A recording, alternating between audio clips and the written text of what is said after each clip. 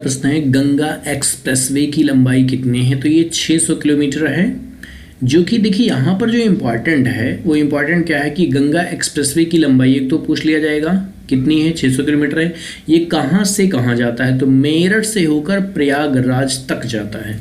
कहाँ से, मेरठ से प्रयागराज के बीच में बन रहा है क्या, गंगा एक्सप्रेसवे। देखिए मैं आपको बता दूं इसके पहले वाले पार्ट में ये यूपी स्पेशल है, पार्ट 1 आप देखना चाहते हैं तो यूपी स्पेशल सामान्य अध्ययन की प्लेलिस्ट आपको मिल जाएगी। वहां पर जाएंगे तो पार्ट 1 आपको मिलेगा। वहां पे 50 क्वेश्चंस हमने डिस्कस किया है, इसमें भी 50 क्वेश्चंस डिस्कस करेंगे, यानी कि 50-50 प्रश्नों की ये सीरीज आपको मिलती रहेगी। अगला प्रश्न है केंद्रीय पक्षी अनुसंधान कहाँ स्थित, ये इज्जतनगर बरेली में है। उत्तर प्रदेश का सबसे पुराना वन्य जीव विहार कौन सा है, ये है चंद्रप्रभा चंदौली में है, जो कि 1975 में। यूपी का सबसे बड़ा वन्य जीव विहार कौन सा है, हस्तिनापुर, कहाँ है, मेरठ में पड़ता है। सबसे छोटा अगर पूछ लिया जाए वन्य जीव विहार तो ये है पटना वन्य जीव विहार, जो कि कहाँ पड़ता है, एटा जिले में पड़ता है। ध्यान देना ये पटना बिहार वाला नहीं है, ये पटना वन्य जीव पक्षी विहार है, जो कि एटा जिले में पड़ता है। कृत्रिम रबर कारखाना कहाँ है, तो मोदी नगर में है। मोदी नगर कहाँ पड़ता है आपका, बरेली में पड़ता है। आपको बरेली से याद आएगा ना, झुमका गिरा रे बरेली के बाजार में, तो ये वही बरेली है। यहाँ पे क्या है, कृत्रिम रबर कारखाना लगा। राष्ट्रीय कथक संस्थान कहाँ है, ये लखनऊ में। देखिए कथक आप जानते हैं, कथक एक नृत्य है, तो इसका संस्थान कहाँ है, हमारी राजधानी यानी कि उत्तर प्रदेश की राजधानी लखनऊ में। देश का पहला हिंदी पत्र कौन सा है, बनारस अखबार है।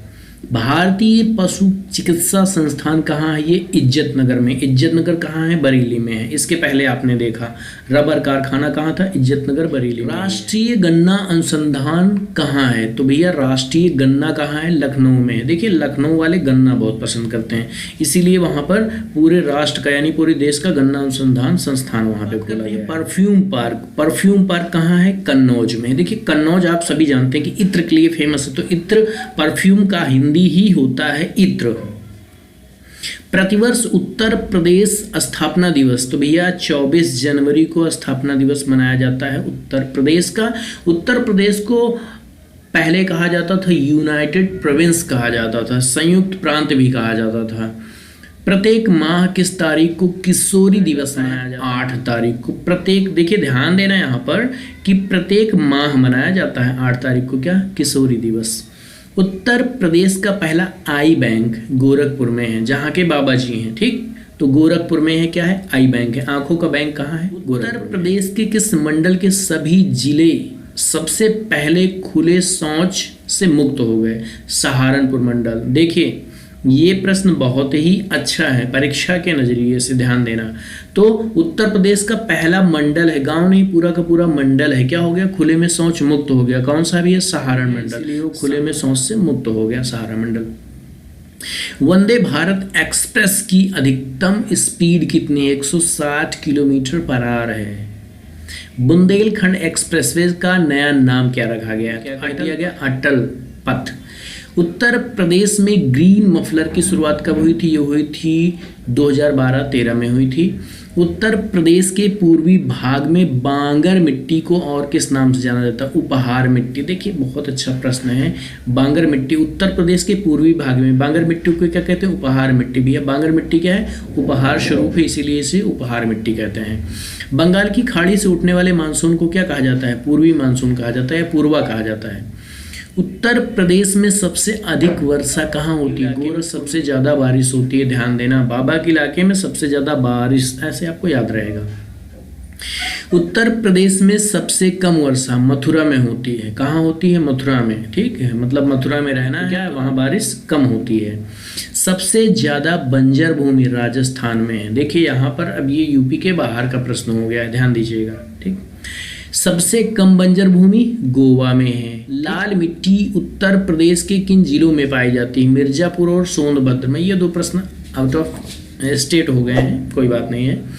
अगला प्रश्न है 1857 के विद्रोह को किसने प्रथम स्वाधीनता वीर सावरकर ने कहा था।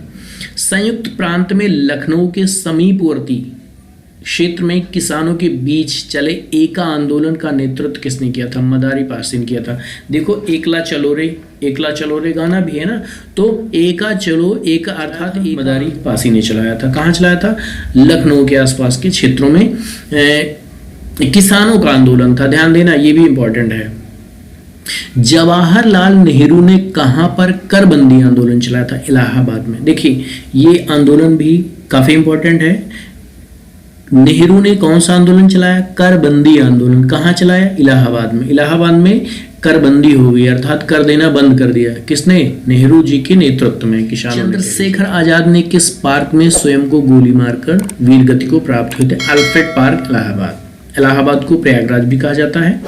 मासिक कथा साहित्य घाटा का प्रकाशन कहाँ से होता था? साखी शबद रामायणी किसकी प्रमुख कृतियां हैं? कबीरदास। कवियों का कवि कहा था? रविंद्रनाथ टैगोर ने कहा था। हाथी हमीर किसका नाटक है? प्रताप नारायण मिश्र जी का। चंद्रकांता किसका उपन्यास है? देवकी नंदन खत्री का। इसी उपन्यास पे आधारित चंद्रकांता नाम का सीरियल आता था पहले, अब शायद नहीं आता है। प्रदेश का पहला प्राइवेट पार्क कहाँ है? फतेहपुर में है। किसके अनुसार उत्तर प्रदेश में जलवायु का शुष्क शीत वाला मानसूनी प्रकार मिलता है? कोपेन के अनुसार। उत्तर प्रदेश का सर्वाधिक ठंडा महीना जनवरी का होता है। बहुत बढ़िया प्रश्न है।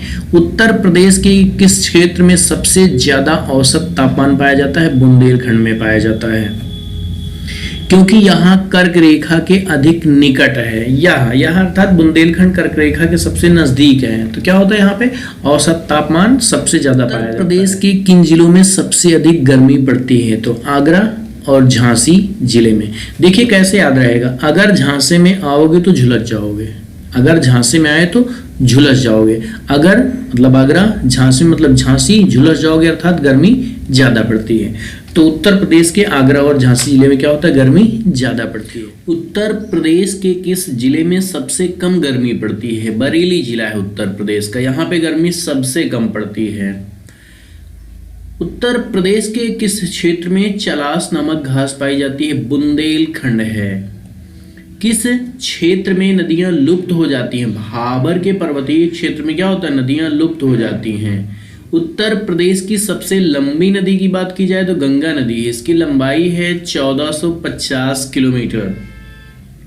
गंगा नदी कहाँ से निकलती है? गंगोत्री हिमनद से निकलती है। देखिए गंगा से गंगोत्री याद रहेगा।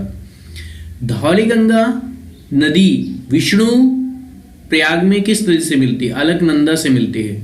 कानपुर गंगा नदी के किस तट पे बसा है? दाएं तट। यमुना नदी का उद्गम स्थल कहाँ है? बंदर पूंछ यमुनोत्री हिमनद है। देखिए यहाँ पर याद रखिएगा, ये यमुना का है, ये मुन्ना, क्या ये मुन्ना बंदर के पूंछ से खेलता है, बंदर की पूंछ पकड़ के खेलता है।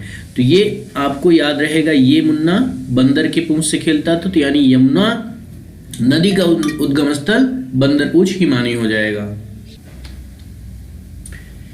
किस नदी को काली गंगा तथा गौरी गंगा के नाम से जाना जाता है? शारदा नदी को ही काली गंगा और गौरी गंगा कहा जाता है। देखिए ये तीनों देखा जाए तो जैसे कि लेडीज नाम लगते हैं ना, काली गंगा, गौरी गंगा, शारदा, तो शारदा को ही काली गंगा और गौरी गंगा कहा जाता है। कौन सी नदी पीलीभीत एवं नेपाल की सीमा बनाती है? शारदा नदी। गोमती नदी का उद्गम स्थल पीलीभीत फुलहर झील है। गोमती नदी के किनारे लखनऊ आपका बसा है। वाराणसी गंगा नदी के किस तट पर बसा है? बाएं तट पे। देखिए अब यहां पर आपको मैं दो क्वेश्चन क्लियर कर देता हूं। वाराणसी की बात की जा रही है, तो ये हमारी नदी जा रही है, कौन सी है? गंगा नदी है।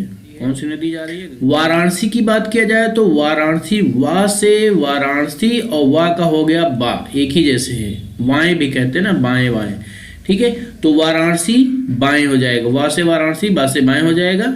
और इधर आपका अब ये बायां तट है, ठीक है, किसका? गंगा नदी का। और ये आपका पड़ जाएगा दायां तट।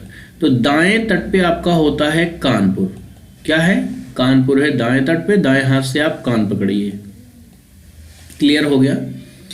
ये दोनों गंगा नदी के ही तट पे हैं और इनमें कंफ्यूजन क्रिएट होती है। अब लगे आपको कि कंफ्यूजन नहीं होगी तो इस बात पे वीडियो को लाइक कर दीजिएगा और चैनल को सब्सक्राइब करिएगा।